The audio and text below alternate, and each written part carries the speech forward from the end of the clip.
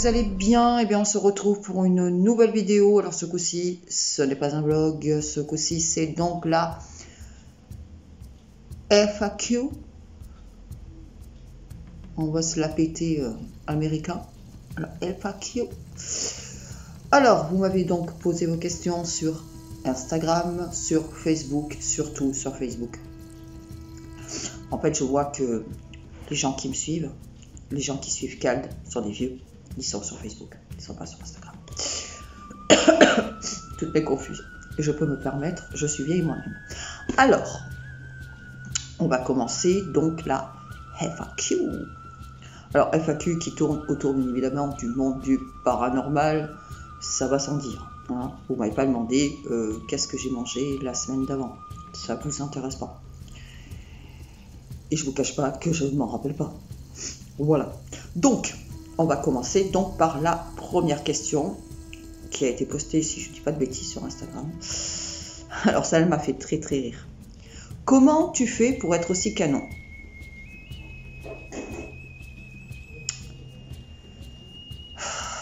Petra, comment te dire, Petra?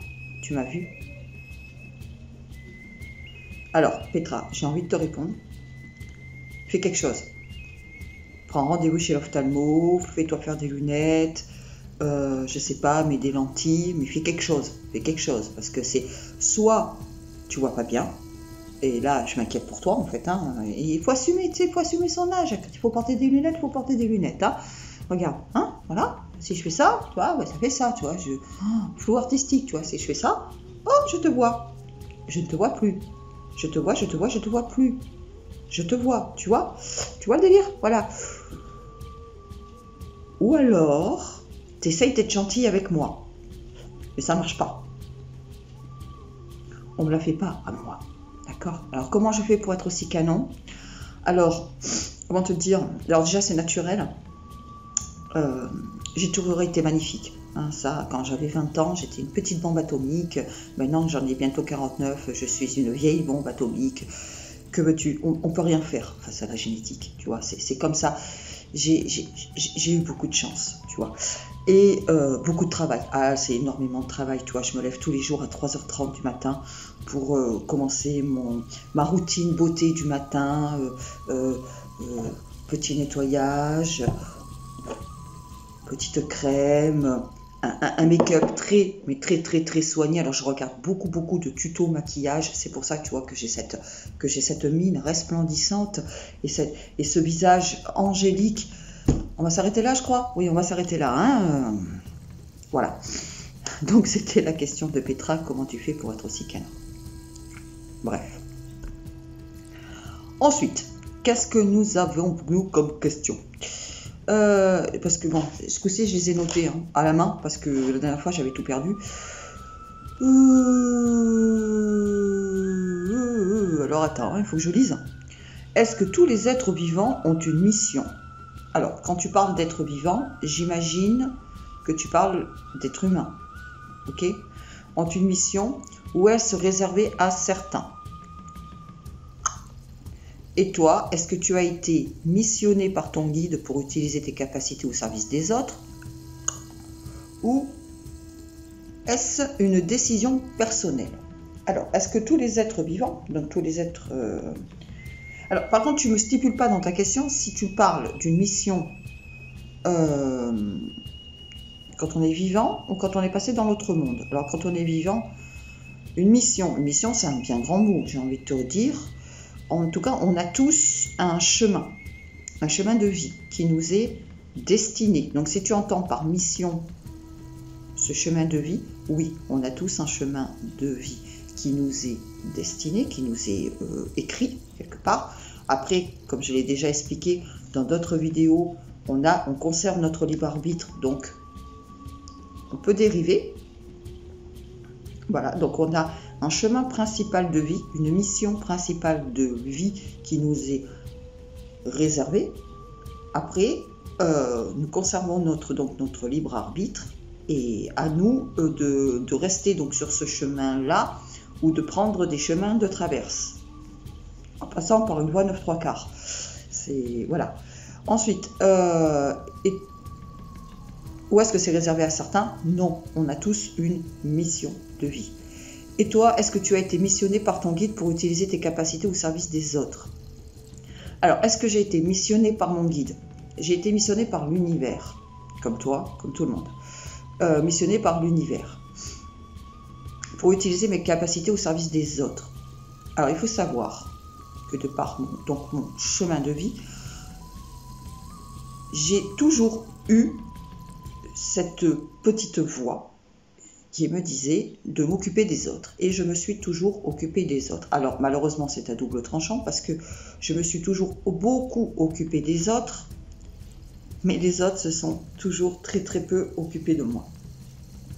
Voilà, et je pense que c'est le lot de toutes les personnes qui ont donc dans cette fameuse mission de vie le fait de s'occuper des autres. Alors s'occuper c'est au sens large. Une infirmière s'occupe des autres.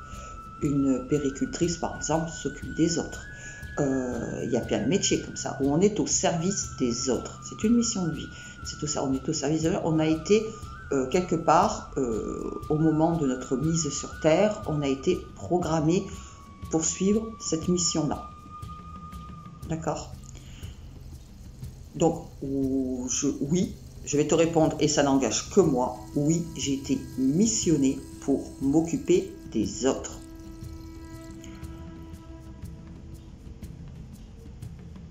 Après, avec mes capacités, dont je ne me suis pas rendu compte tout de suite, j'ai passé toute mon enfance à voir des choses, à entendre des choses sur lesquelles je ne mettais pas de mots. J'étais trop jeune, je ne mettais pas de mots. À l'adolescence, ça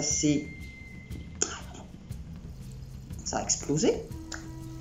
Encore moins que maintenant, mais ça a explosé par rapport à l'enfance. Je n'ai pas écouté cette mission. C'est donc le fameux libre arbitre. Je n'ai pas écouté cette mission et je suis partie dans une voie diamétralement opposée. Alors, il faut savoir que quand j'étais gamine, je me suis lancée dans un CAP coiffure. C'était voué à l'échec parce que de toute façon, ça ne me plaisait pas. Je suis allée là parce que j'ai pas travaillé à l'école. Voilà. Donc, je suis partie là-dedans. C'était voué à l'échec parce que déjà d'entrée, ça ne me plaisait pas. Et est-ce que ça ne me plaisait pas parce qu'il était écrit que ce n'était pas ma mission de vie? C'est ce que je pense. Ensuite, je suis allée donc après vers ce qui, pour moi, était ma passion première, c'est-à-dire la musique, c'est-à-dire le chant. Alors attention à ce que je vais dire, ça peut paraître la fille bourrée de prétention. Je vais le dire comme ça, mais ce n'est pas ce que je pense. Les gens qui me connaissent savent très bien que je suis une personne qui n'a pas beaucoup confiance en elle, donc je suis loin d'être quelqu'un qui est bourré de prétention. Pour moi, j'étais faite pour ça. J'étais faite pour la musique, j'étais faite pour le chant, j'étais faite pour ça. J'ai eu pendant des années des opportunités, les enfants, mais des opportunités au niveau du chant.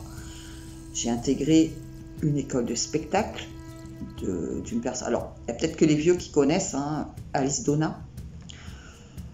Alice Donna m'a pris sous son aile, on va dire, parce qu'elle jugeait que j'avais le potentiel pour faire carrière.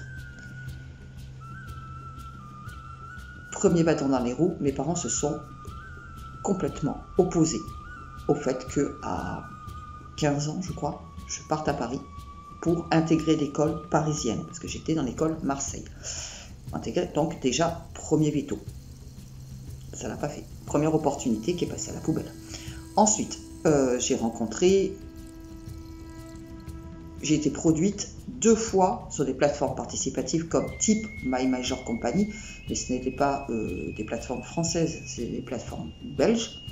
2 fois, j'ai été produit par les internautes.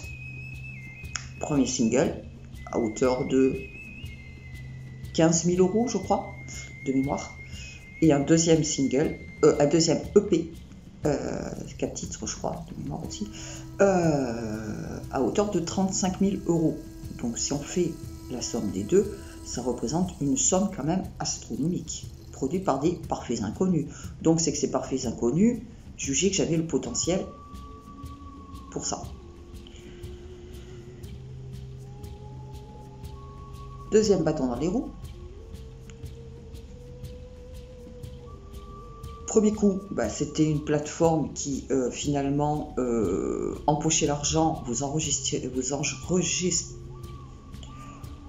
enregistrer votre single. Malheureusement, aucune promotion derrière, donc c'est bien beau d'enregistrer un single, mais s'il n'y a pas de promotion, ça ne se vend pas. On est bien d'accord. Donc 15 000 euros.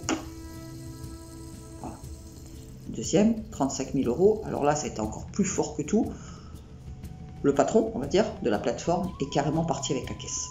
Voilà, je vous le fais simple. Moi, j'ai quand même eu la chance de pouvoir passer entre les mailles du filet. Et j'ai quand même pu enregistrer mon EP dans des grands studios, hein, grands studios belges, où sont passés les Rolling Stones, Céline Dion, Lara Fabian. Pas des nuls, hein, d'accord? Donc, ok, machin, truc bidule. Et là, le mec est parti avec la caisse, donc est parti avec la caisse au moment de la promotion. Donc, ben, hop, rebelote. Poubelle. Entre-temps, j'ai rencontré et j'ai travaillé avec Michael Jones, l'acolyte de Jean-Jacques Goldman, Je te donne, voilà, avec ses bouclettes et ses lunettes. J'ai travaillé avec lui, tout ça. Donc malheureusement, le gars est parti avec la caisse et tout. Bah, quel bordel sans nom. C'était super, il était très content de travailler avec moi, il n'y a pas eu de souci. Mais bon, voilà, ça n'a pas pu aller plus loin. Donc, par décision personnelle, là, ça a vraiment été la décision personnelle, j'ai forcé les portes pour y arriver. Malheureusement, il y a toujours eu ce grain de sable, enfin là, c'était des sacrés grains de sable quand même, hein, qui se sont foutus dans l'engrenage, qui ont fait que ça a toujours tout fait capoter. Donc, j'en déduis que, au-delà de ma passion pour la musique, au-delà de ma passion pour le chant, au-delà de mes facultés en termes de chant, je n'ai pas été missionnée par l'univers, ce n'était pas ma mission de vie. Il était écrit dès le départ que ça ne fonctionnerait pas pour moi. Voilà. Ça a été très difficile, ça l'est encore. Je peux vous dire, c'est encore très difficile d'avoir mis une couverture là-dessus parce que j'ai renoncé à mon rêve, j'ai renoncé à tout ça et je peux vous dire que même maintenant, ça remonte il y a 10 ans, hein, quelque chose comme ça, même maintenant je peux vous dire que c'est très compliqué, c'est très difficile pour moi de l'accepter, mais c'est comme ça. De toute façon, il était écrit que ça ne fonctionnerait pas pour moi. Voilà, ça fonctionne pour des personnes qui n'ont aucun talent, ben c'est tant mieux pour elles, tant mieux pour eux, tant mieux pour elles, ça ne fonctionne pas pour moi. Voilà. Donc je n'ai pas été missionnée par l'univers pour, entre guillemets, on va la faire la plus courte possible, pour devenir chanteuse. Voilà, tout simplement. Donc je me suis remis en mode ok ma grande, tu as des capacités pour le chant, il y a eu du travail aussi, hein, mais tu as des capacités pour le chant, ça ne fonctionnera pas pour toi, parce que c'est comme ça, l'univers en a décidé comme ça. Tu as d'autres capacités à côté, qui sont de s'occuper des autres, et notamment voir et entendre et déceler des choses que les autres ne voient pas, n'entendent pas et ne décèlent pas. Donc, petit à petit, je me suis focalisée là-dessus et j'ai décidé finalement d'écouter donc cette petite voix, d'écouter cette mission finalement que l'univers m'a envoyée. Sabine, occupe-toi des autres. Et par choix personnel, je me suis donc dirigée vers la médiumnité. Et là, j'ai vu que tout se passait bien. Bon, c'est compliqué, je ne vous cache pas que c'est compliqué, c'est très difficile d'en vivre. Hein.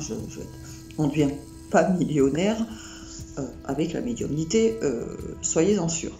Mais j'ai écouté, je dis ok, on me dit de faire ça, je vais faire ça, on verra bien.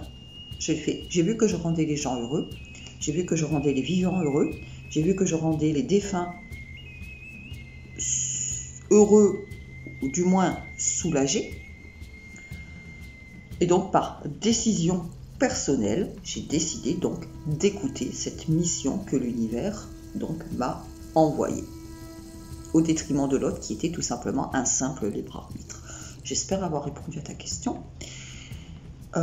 Voilà, donc oui, on a tous une mission de vie dans cette dimension qui nous est donnée, à nous de l'écouter ou pas. Quand on l'écoute, en général, c'est largement plus simple. Quand on l'écoute pas, on se lance sur des chemins un petit peu plus compliqués, un petit peu plus tortueux. Le libre arbitre, les gens, j'ai envie de vous dire, le libre arbitre. Voilà. Ensuite, alors, une autre question. J'ai lu, entendu plusieurs fois que les entités ont besoin de beaucoup d'énergie pour communiquer avec nous les vivants et que parfois, un seul signe, elles se retrouvent vidées totalement. Alors, je vais m'arrêter à cette partie-là de la question. Oui, les entités, alors j'aime pas utiliser le mot entité, je préfère utiliser le mot défunt, personnellement. Donc les défunts ont besoin de beaucoup d'énergie pour pouvoir communiquer, ou du moins pour pouvoir réaliser une action. Pourquoi? Comme vous, qui êtes vivant, vous utilisez de l'énergie pour faire une action. Vous allez vous attraper votre tasse de café, vous allez utiliser de l'énergie pour faire cette action-là. C'est quoi l'énergie? C'est tout simplement la possibilité au corps de réaliser un mouvement. Ben, vous aurez compris ce que je veux dire. Et les défunts, c'est la même chose. Sauf que les défunts, c'est encore plus compliqué. Je ne vous cache pas que quand on décède, on perd notre enveloppe physique. Ok? On n'a plus de corps, donc on n'a plus de larynx, on n'a plus de corde vocale, on n'a plus de main, on n'a plus rien. On est réduit finalement à une énergie pure, une énergie vraiment basique, de base. Donc oui, il en faut pour faire ce que nous va nous paraître anodin, pour eux, ils n'ont pas de main. Ils doivent jouer avec l'énergie, ils doivent jouer avec la matière pour pouvoir réaliser un dit mouvement ou communiquer avec, c'est-à-dire reproduire une voix, reproduire un son. Vous imaginez bien le travail que cela demande, déjà le temps que ça leur donne déjà pour arriver déjà à fonctionner différemment, déjà premièrement. Donc oui, il leur en faut beaucoup. Donc comme il leur en faut beaucoup, ils se fatiguent très vite. Jusque là, on est OK.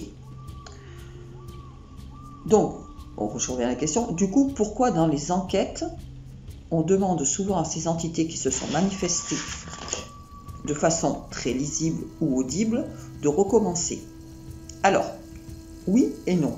Je vais te dire, parce que ce que vous regardez sur YouTube, et ça vaut pour Cald aussi, hein, ce sont des épisodes d'enquête. Donc on essaye d'être au plus proche possible, de vous faire vivre au plus près possible ce que nous avons vécu sur le terrain.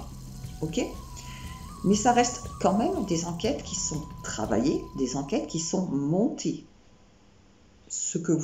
Quand tu dis de façon très lisible ou audible, alors lisible, c'est rare, hein, faut être honnête, c'est rare quand il y a des phénomènes visibles.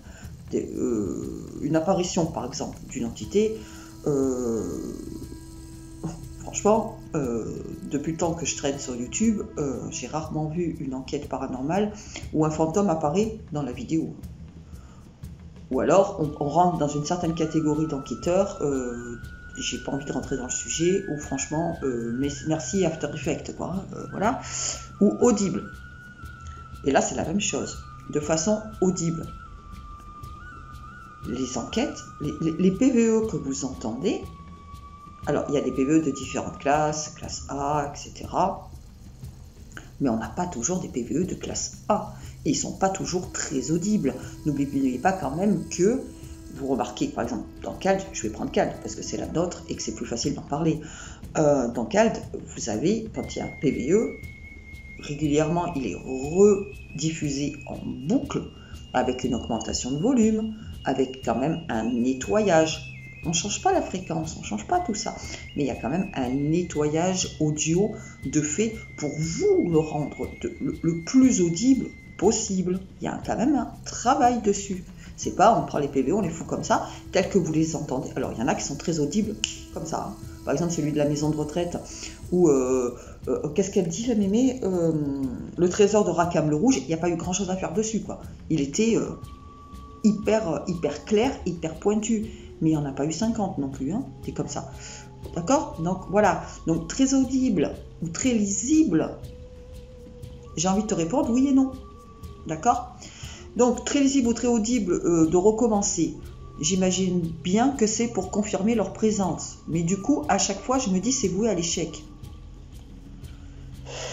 Quand tu es sérieux, que tu fais une enquête sérieuse, contrairement à beaucoup, tu es dans l'obligation. Par exemple, je vais dire une connerie. On est là, on enquête, on se pose, on commence une session PVE à un endroit précis d'un bâtiment. La question, la sempiternelle question qui revient tout le temps, c'est faites un bruit pour montrer que vous êtes là. Ça, tout le monde le dit, tout le monde le fait, c'est normal. On essaye d'interagir, on essaye d'entrer en communication. C'est un peu la différence entre l'urbex et l'enquête paranormale.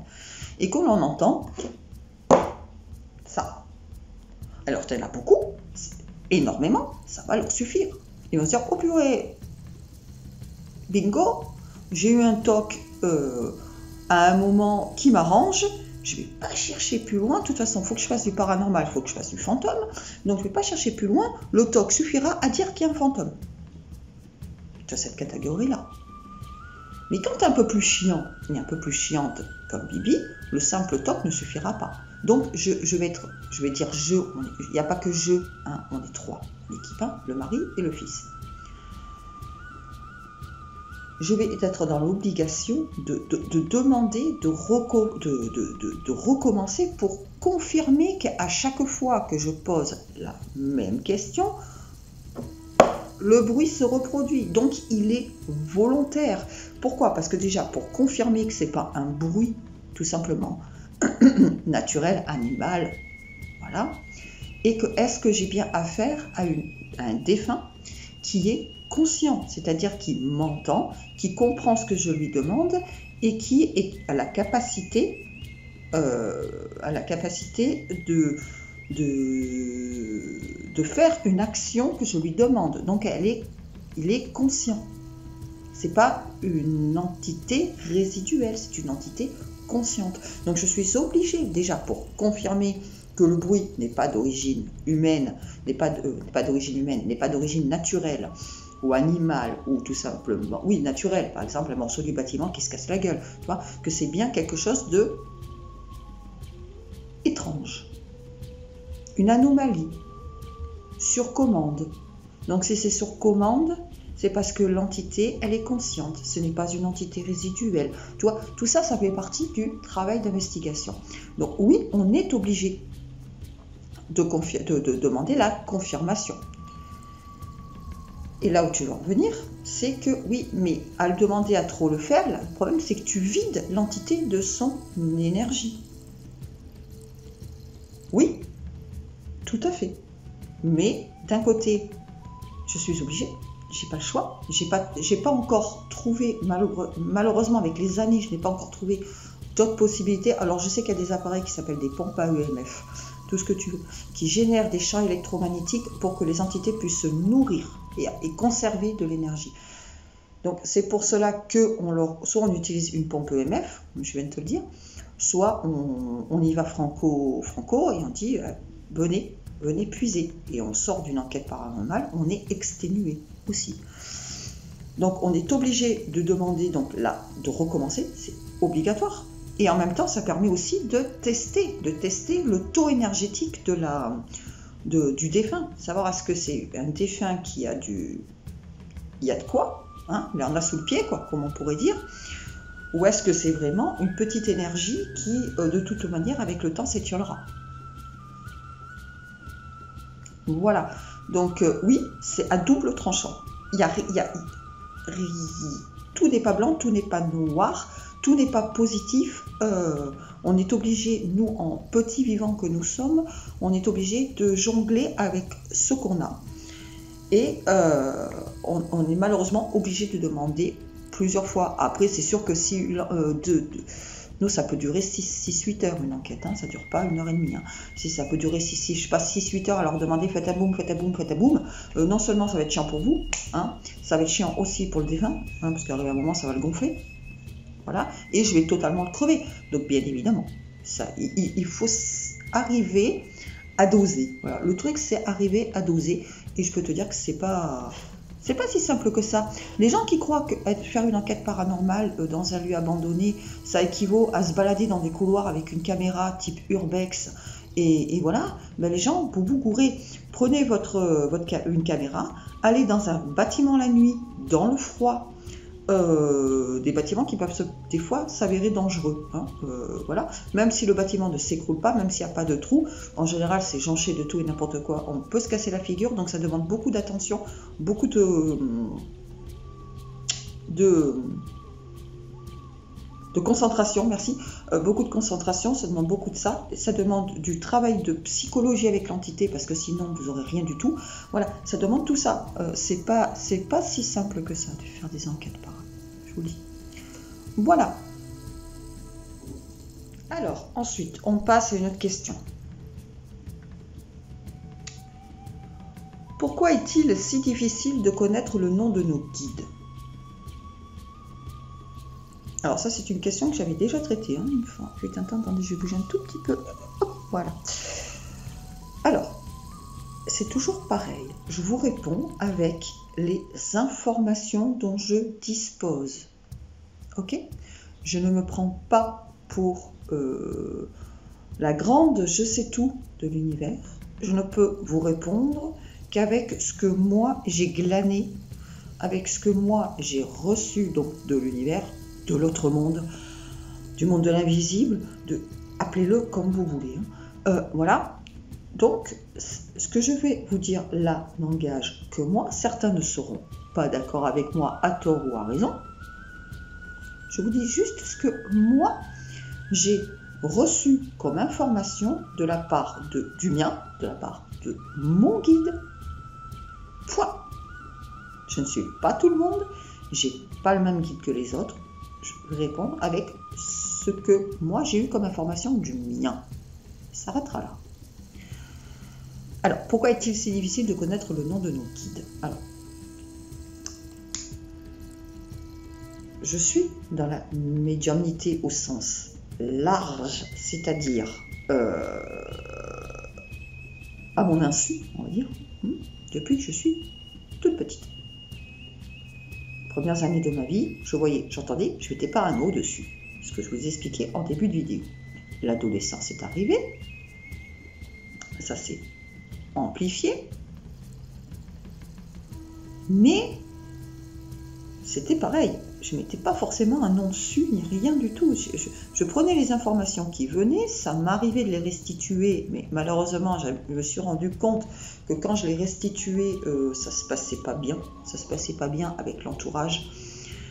Bon, l'entourage familial, j'en parlerai même pas, mais l'entourage, on va dire, amical, ça se passait pas bien, parce que finalement, les gens se rendaient compte que ce que je leur sortais, malheureusement, ça arrivait, et que quand ça arrivait, c'était pas forcément positif, et que donc à l'arrivée, j'ai été cataloguée de sorcière, de chat noir. On m'appelait le chat noir, hein.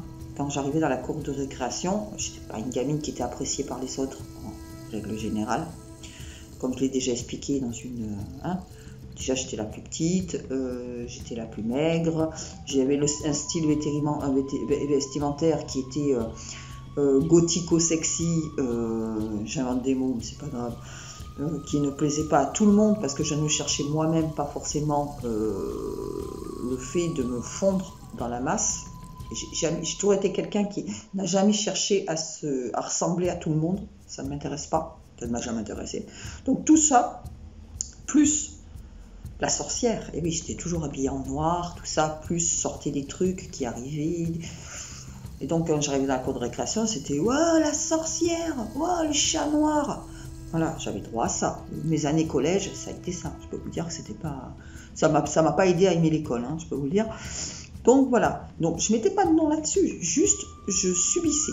Voilà, en fait j'en étais au point de subir. L'âge adulte, on passe ce que je viens de vous dire, le chemin de vie que j'ai pas suivi, tatati, donc j'étais... Ça s'arrivait toujours, hein. Ça arrivait toujours, hein. Toujours je voyais des trucs, toujours, mais je n'en parlais pas. En fait, même mon mari, si on ne parlait pas forcément... Bon, il s'est très vite rendu compte que... je connais mon mari depuis l'âge de 16 ans et demi, hein, je vais en avoir 49. Il s'est rendu compte très vite que je voyais, j'entendais des trucs et que partout où moi je pouvais passer, ça déclenchait des choses. Il n'est pas con, il s'en est rendu compte très vite. Donc lui-même, même s'il a vécu des petits trucs avant moi, depuis qu'il est avec moi, ça l'a aussi conforté dans le monde du paranormal. D'où après Cal. Donc j'ai commencé là à prendre un tout petit peu plus conscience des choses. J'ai commencé à un peu plus m'intéresser à ce monde-là. Mais je n'étais pas encore au stade d'accepter cette médiumnité. Ça, c'est arrivé bien plus tard. Ok ? Donc, tout ce temps-là, déjà, je ne savais pas, je veux dire, dans la vingtaine, tout ça, je ne savais pas qu'on avait un guide, qu'on avait tout ça. Je ne le savais pas. Je ne savais pas du tout comment ça fonctionnait de l'autre côté. Non, je recevais des choses et je le subissais. Le temps a continué, et c'est vers la quarantaine, 48, non, c'est un petit peu avant. Ne me demandez pas les âges précis ni les dates précises. Hein. Après arriver à un moment, ça devient un peu, en termes de timing, ça devient un peu le flou artistique hein, quand même. On va dire fin trentaine. C'est là que j'ai vraiment mis un mot sur ce que j'étais et ce qui se passait en fait. Donc, pardon, le fameux mot médiumnité. C'est là que, en me documentant, en me renseignant, en comparant, que je me suis rendu compte que oui, en fait, ce dont je souffrais quelque part était de la médiumnité. Donc, j'ai voulu en savoir plus et j'ai appris. Mais j'en savais toujours pas plus au niveau de mon guide. Alors là, je savais qu'il y en avait un. Je savais que j'en avais un. Je savais que tout le monde en a un. Mais qui est-il? Que fait-il? C'était toujours pareil. Je ne le savais toujours pas. Bon, j'ai accepté. Et j'ai continué. Et surtout, j'en suis arrivée à un point de ma vie où j'ai commencé finalement à me faire confiance. Et là, ça a été... Vous savez, comme quand il fait beau l'été et que le matin, vous ouvrez vos volets. Vous prenez le... Ben là, ça a été pareil. J'ai commencé à me faire confiance. Ça veut dire que j'ai ouvert les volets. Et là, d'un coup, tout s'est illuminé. J'ai compris ma mission de vie. J'ai commencé à avoir des indications sur qui il était. Mais j'avais toujours pas son nom. Et c'est au bout de encore quelques temps, encore quelques années, que alors c'est arrivé vraiment bêtement, je peux vous le dire, lors d'une séance de transcommunication instrumentale, que mon guide m'a parlé. Et que mon guide a enfin voulu me donner son nom. Alors mon guide s'appelle Vishram. C'est pas Pépé Michel ou cousin Théodore, hein, non, Vishram. Il me l'a donné. Donc en gros j'ai dit ok, donc tu fais ci, tu fais ça, tu es là un peu avant, tu es là parce que tu vas m'aider, notamment dans les passages d'âme, tu vas m'aider, ok d'accord, bon maintenant tu as bien voulu me dire, quelques années plus tard, tu as bien voulu me dire comment tu t'appelles, c'est super. Mais pourquoi ? Pourquoi tu as attendu autant de temps pour me donner ton nom, pour me dire comment tu t'appelles? Toi, tu sais, depuis 1000 ans que je m'appelle. Alors, à l'époque, je me faisais appeler Odile. Ne vous inquiétez pas, dans l'autre monde, ils sont pas bêtes. Ils savent très bien que Odile n'est pas mon nom d'usage. Ils savent très bien que mon prénom, mon premier prénom, mon prénom d'usage, c'est Sabine. Ça, ils le savent. C'est pas pour rien que dans ces enquêtes paranormales, les entités, au lieu de m'appeler Odile, m'appelaient Sabine. Ils le savent très bien. Ne vous inquiétez pas, ils connaissent votre nom, votre prénom, ils savent tout. D'accord ? Donc, toi, tu sais que je m'appelle Sabine depuis très longtemps. Pourquoi tu as mis autant de temps à me donner le tien ? Eh bien, c'est encore plus tard. Il faut être prêt. Avec l'univers, il faut être très patient. C'est encore plus tard que, dans une autre séance de Transcom, cette même voix, ce même guide, Vishram, m'a tout simplement dit, alors c'était une séance de Transcom, mais pas avec lui, c'était une séance de Transcom pour une personne, que je réalisais pour une personne. Donc j'avais fait ma séance médium avant, et je couplais avec une séance de transcommunication en plus. Et c'est dans cette séance-là que, le défunt de la personne, qui était une défunte de mémoire, me parlait, me laissait ses messages. Et à un moment donné, cette voix, Vishram, s'est adressée à la défunte, tout ça dans la même séance, s'est adressée à la défunte, lui a demandé de lui laisser la parole. Donc il s'est adressé à moi dans cette séance de Transcom et il m'a dit maintenant je peux te dire pourquoi. C'est pas du mot à mot, hein, parce que ça remonte il y a quelques années maintenant, hein, donc le mot à mot je l'ai un peu oublié, mais en gros il disait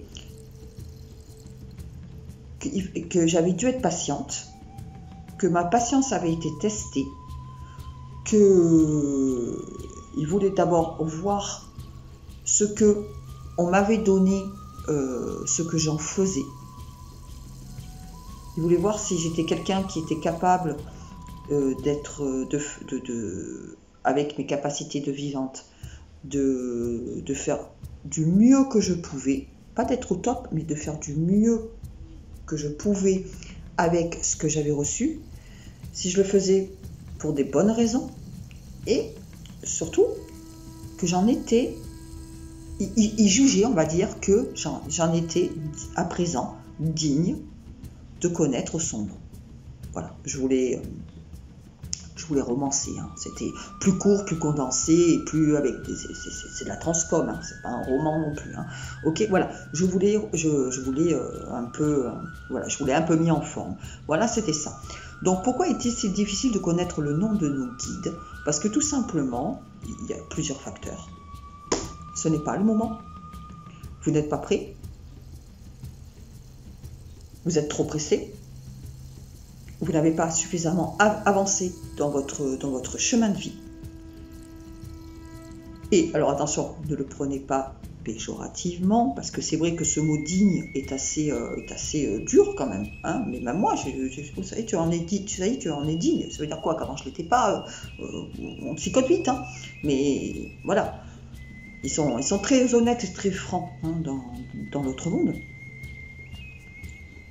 Il faut que vous ayez suffisamment avancé dans votre parcours, dans votre chemin de vie, dans qui vous êtes, tout simplement, que vous ayez suffisamment fait vos preuves ici-bas pour que de l'autre côté, on juge que vous soyez digne de connaître le nom de votre guide. Voilà.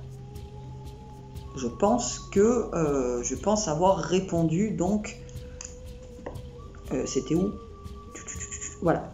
Valérie, je pense avoir répondu. Si j'ai pas bien répondu, si ça ne te suffit pas comme réponse, ben, tu me le mettras en commentaire. Voilà, parce que j'essaye aussi de comprendre des fois ce que vous voulez dire dans votre question. Ça c'est fait. Citer des références à regarder, lire pour nous cultiver, Virginie. Alors, de mémoire, là, alors vous le savez, pour ceux qui me connaissent, vous le savez, pour ma part, on n'apprend pas le paranormal dans les bouquins. Les pseudos, enquêteurs, médias, ce que vous voulez, je m'en fous, qui vont vous sortir qui vont vous citer du Allan Kardec, par exemple, hein, parce que c'est plus connu, du Allan Kardec comme source et comme Allan Kardec l'a dit, donc c'est vrai. Ben, si vous voulez, mais pas avec moi. Pour moi, la découverte du monde invisible, la médiumnité pour les médiums, etc., c'est pas dans les livres que ça s'apprend, c'est sur le terrain. C'est en pratiquant que l'on devient pratiquant. Envie de te répondre. Voilà, donc des références là comme ça. J'ai pas lu 500 milliards de bouquins parce que j'ai pas eu envie de me polluer. Je suis comme ça, moi. J'ai pas envie de me polluer avec les idées des autres. J'ai voulu apprendre, me conforter et de forger mon opinion, ma connaissance, tout ça, tout simplement avec moi. Au lieu d'aller voir, quand j'ai une question à poser, je la pose pas au saint, je la pose directement au bon Dieu. J'imagine, hein, les enfants, ok, je parle pas de bon Dieu, d'accord. Voilà, c'est-à-dire que quand j'ai une question, au lieu de chercher une réponse dans un bouquin qui a été écrit par un vivant, je vais directement, moi, je prends comme indication ce que je reçois de ceux qui sont déjà décédés. Vous voyez? Parce qu'ils sont quand même plus à même de nous répondre que nous les vivants. Hein, voilà. Donc, des références, oui, je peux t'en donner, mais il ne va pas y en avoir 500 millions. S'il y a un livre, un seul livre, que je dois te conseiller, c'est tout simplement un bouquin que j'imagine très peu de monde ont entendu parler. Ça ne sera pas Allan Kardec. Ça sera tout simplement un livre qui s'appelle « L'au-delà existe ». Voilà. Pour moi, c'est ma Bible. C'est tout simplement écrit par quelqu'un qui a... C'est la retranscription d'un vécu de quelqu'un qui a été confronté au paranormal, tout simplement, qui est très intéressant et dans lequel je retrouve beaucoup d'indications et beaucoup de renseignements que j'ai moi-même perçus et reçus, c'est-à-dire perçus de par capacité et reçus de manière plus terre à terre et plus concrète par la TCI, par exemple, donc de l'univers. Voilà, donc si j'ai un livre à te conseiller, c'est celui-là. Après, si j'ai d'autres livres qui me viennent, je les mettrai en descriptif sous la vidéo. Ok? Mais le mieux, c'est de pratiquer. Le mieux, c'est d'aller sur le terrain. Ça vaudra tous les bouquins du monde. Hein. Ensuite, j'ai une autre question. Une personne qui assassine de sang-froid. Ah oui, cette question est difficile. Et je sais pourquoi, Calice, cette question est difficile. Une personne qui assassine de sang-froid une autre personne, que devient son âme après sa mort?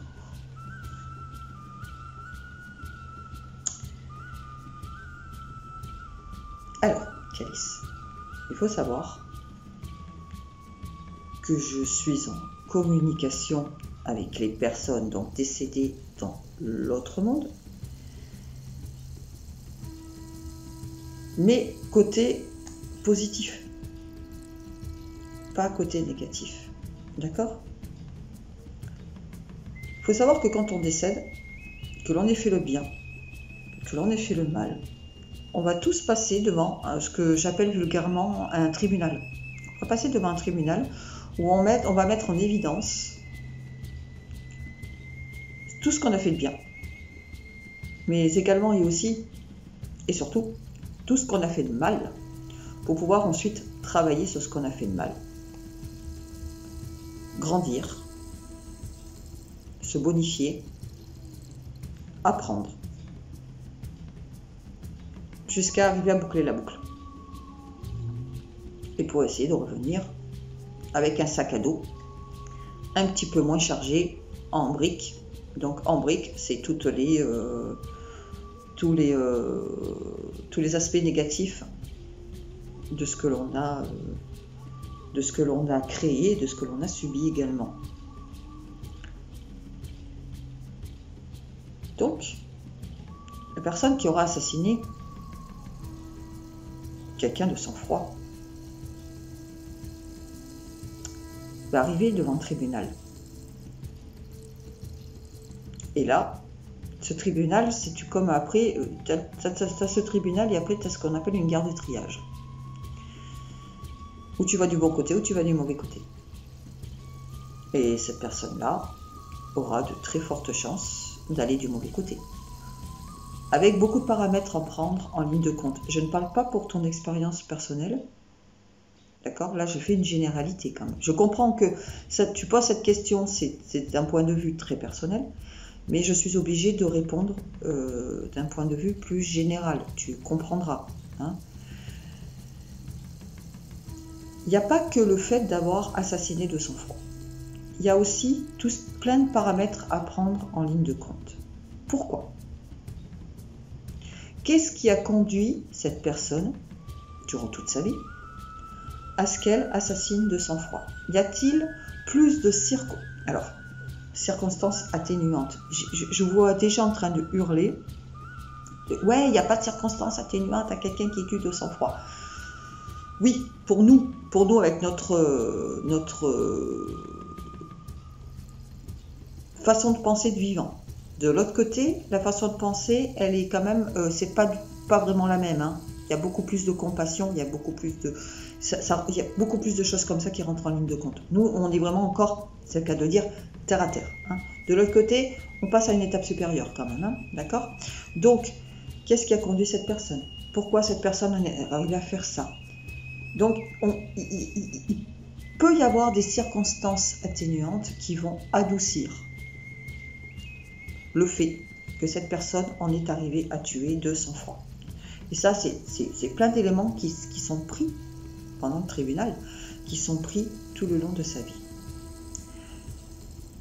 Si la balance fait que, ok, elle a fait ça, ça pêche. C'est grave ce qu'elle a fait. Mais il y a ça qui a aussi peut-être, mais il y a ça qui a contribué au fait qu'elle fasse ça. La deuxième chance dans l'autre monde existe. Donc elle va passer devant ce tribunal. On va lui mettre devant le nez.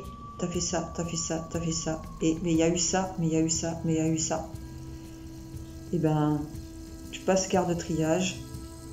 Tu passes dans le côté positif de l'autre monde, mais tu vas galérer, mon gars, ou madame. Il n'y a pas que des tueurs hommes, il y a des femmes aussi. Tu vas galérer. Ton parcours où tu vas devoir apprendre, grandir, changer, devenir meilleur, positif, tout ça, jusqu'à arriver à ce que la boucle elle soit bouclée et que tu reviennes avec un sac à dos moins plein. Même si dans l'autre monde, il n'y a pas de temps, on est obligé de parler en gardant quand même un temps à échelle humaine de notre dimension. Ça va prendre plus de temps, beaucoup plus de temps que quelqu'un qui arrive et qui est quand même vachement plus propre. Tu vois ? Mais une deuxième chance est donnée. Si par contre, lors de ce tribunal-là, cette personne-là, il est jugé qu'elle a assassiné de sang-froid, mais qu'il n'y a pas forcément d'éléments jouant en sa faveur qu'il aurait modelé à devenir l'assassin qu'elle est devenue. Là par contre, garde de triage, tu pars dans l'autre côté. Hein. Là, mystère. Mystère, car je ne communique pas avec ce monde-là. Voilà Calice, je pense que c'est pas forcément la réponse que tu aurais aimé que je te donne, j'imagine. J'imagine que la réponse, quelqu'un qui a assassiné de sang-froid part automatiquement en enfer. On va dire enfer parce que c'est le mot que tu attends. Mais non, c'est plus compliqué que ça. Si c'était aussi simple que ça, tu fais du bien, tu vas au paradis, tu fais du mal, tu vas en enfer. Ce serait vachement simple, mais non. Non. Il y a beaucoup d'éléments à prendre en ligne de compte. Et donc le vécu terrestre de cette personne. Voilà Calice. Ensuite, une autre question, Valérie. Alors, coucou, est-ce qu'on est... Oh, Valérie, on l'a déjà posé 500 fois cette question. Coucou, est-ce qu'on est avec un don de médiumnité ou est-ce que l'on peut... On peut quoi? J'arrive même pas à me relire. Ou est-ce qu'on peut en développer un? Ça doit être un truc comme ça au cours de sa vie. Alors, en règle générale, médium est une faculté, est un don. Est un don qui vient de, pour le commun des mortels, qui vient de on ne sait où. On est avec. On est avec. On peut, tout simplement parce que un ancêtre, une ancêtre nous le transmet. Donc on est avec cette faculté-là. Perso, je suis née avec cette faculté-là parce que ça m'a été transmis. Ok, dans un ancien FAQ, j'en avais parlé, la sorcière du village. Comme quoi, la sorcellerie est quelque chose qui me suit depuis des générations. Hein. La sorcière du village, gentille sorcière, attention. Ouais, quoique. Hein. Ouais, elle a fait du bien, mais elle n'a pas fait que du bien. Qui me l'a transmis, rebouteuse. Enfin bon, voilà. Donc ça qui faisait les potions pour les gens du village. Bon, bref. Elle était adorée comme elle était crainte aussi d'ailleurs. Donc ça avait été transmis, donc don de médiumnité à la naissance. En général, quand on est médium, on est avec. Mais pas que. Il y a aussi la possibilité, on est sans don de médiumnité. Que ce soit la clairaudience, la clairvoyance, voilà. Un accident, par exemple. Un accident de voiture, EMI, état de mort imminente. Donc, on part aux portes de la mort. Là, on est stoppé tout de suite. Non, c'est pas le moment. Machine arrière, tu retournes là-bas parce que tu n'as pas terminé ton chemin de vie. Vous revenez, vous réintégrez votre corps.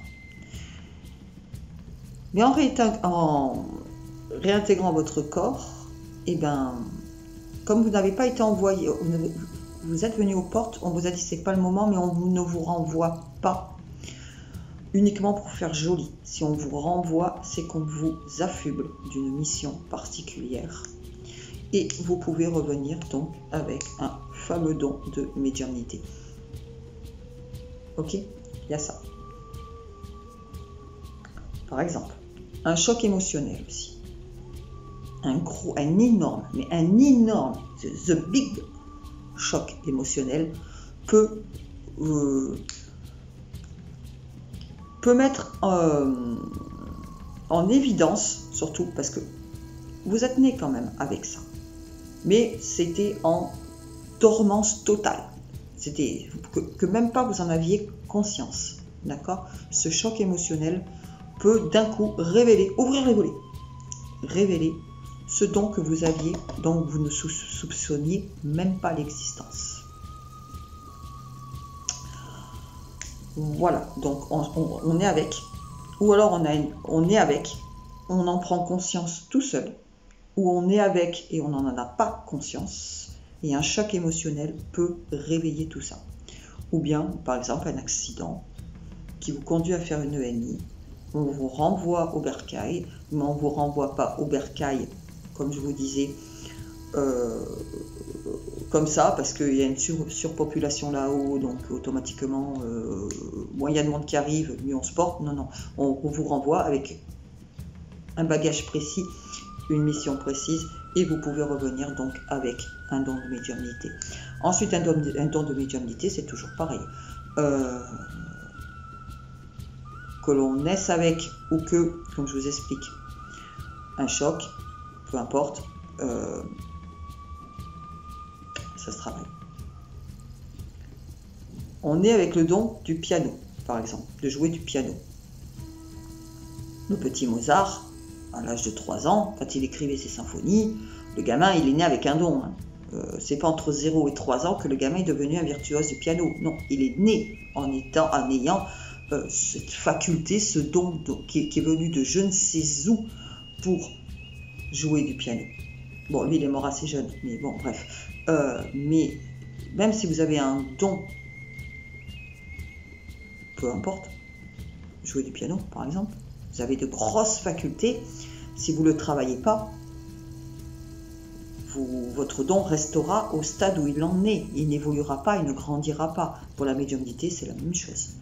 Et ça passe par énormément s'écouter et surtout énormément se faire confiance. Et d'ailleurs, c'est en se faisant confiance et c'est en le travaillant que, également, on devient digne, en étant de bonnes personnes, on devient digne à connaître le nom de notre guide. Ensuite, autre question. Est-ce le simple fait de parler d'un défunt récent, pas forcément proche, peut suffire à ce que ce défunt rapplique? Alors, la question est difficile à cerner parce que pour moi, elle n'est pas assez précise. Quand tu me parles de défunt, est-ce que tu me parles d'un défunt passé dans l'autre monde ou est-ce que tu me parles d'un défunt qui n'est pas passé dans l'autre monde et qui est au stade de âme errante, âme astrale, âme errante, fantôme, ce que tu veux, parce que c'est pas du tout la même chose.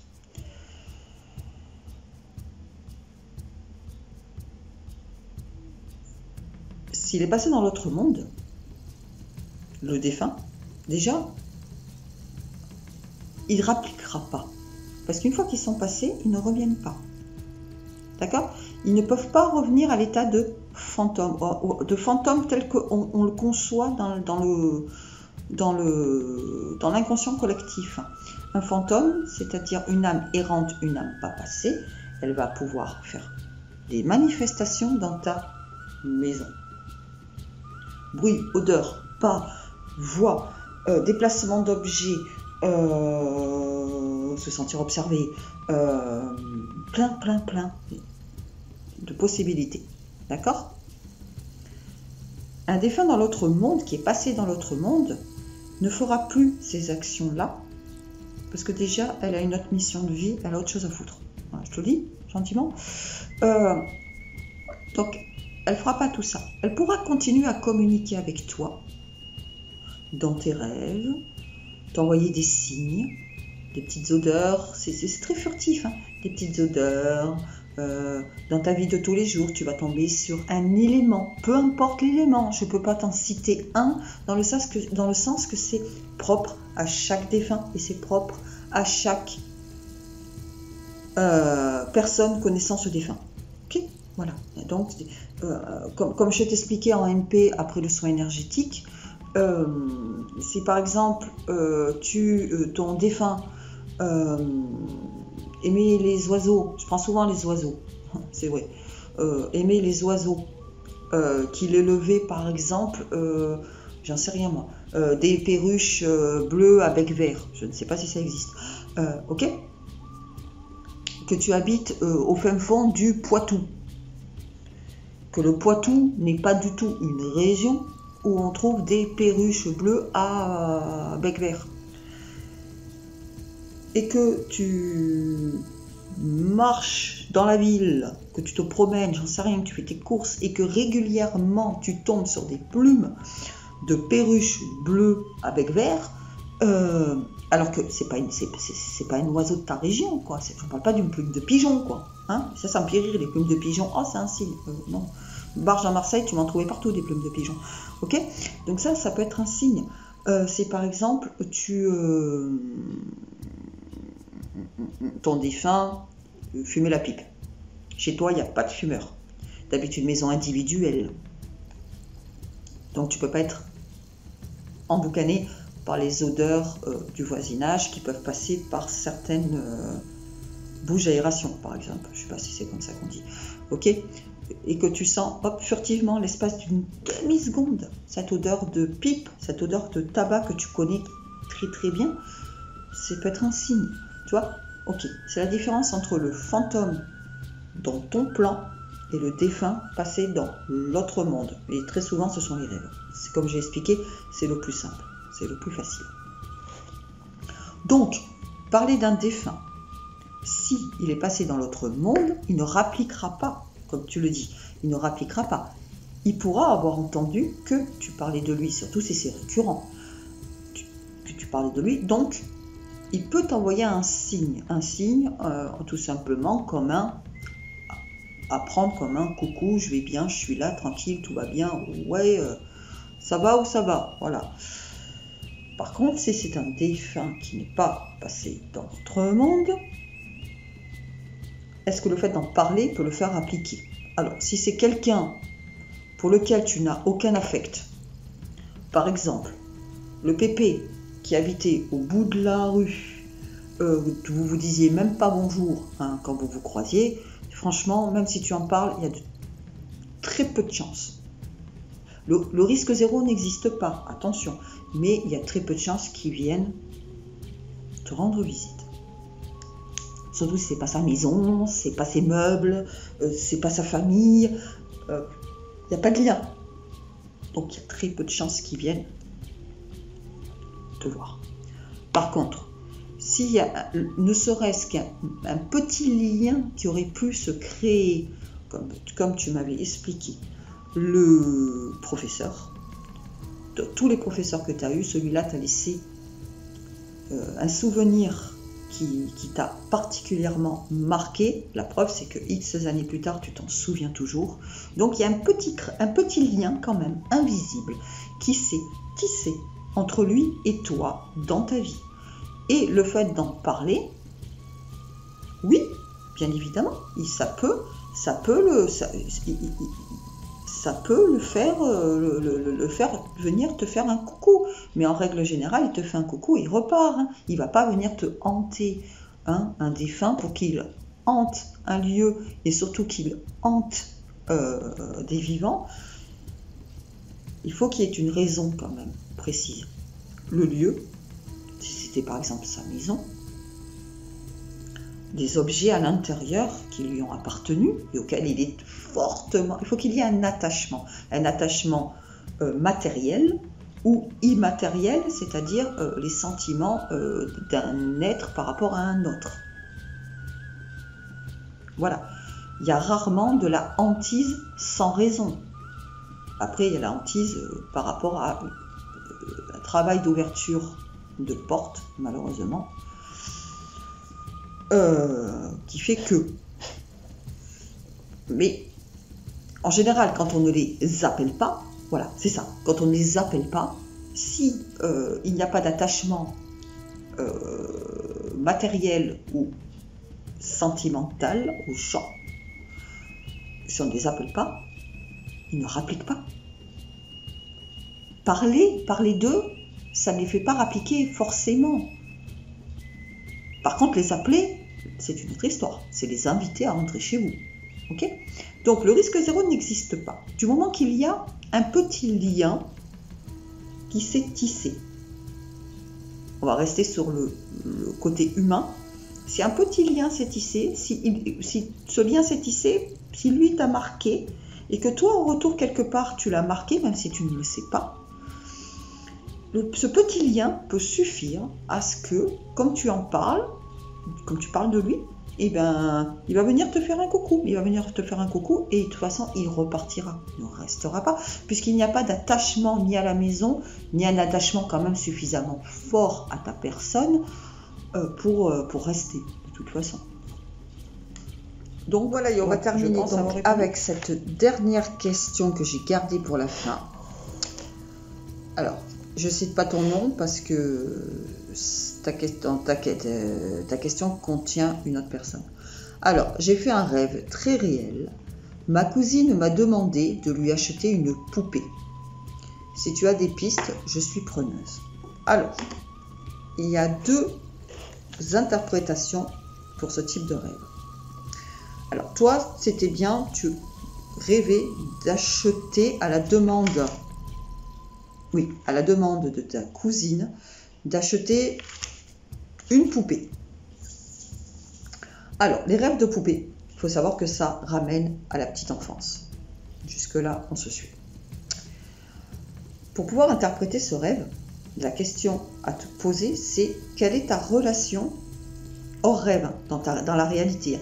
Quelle est ta relation avec ta cousine? Pourquoi?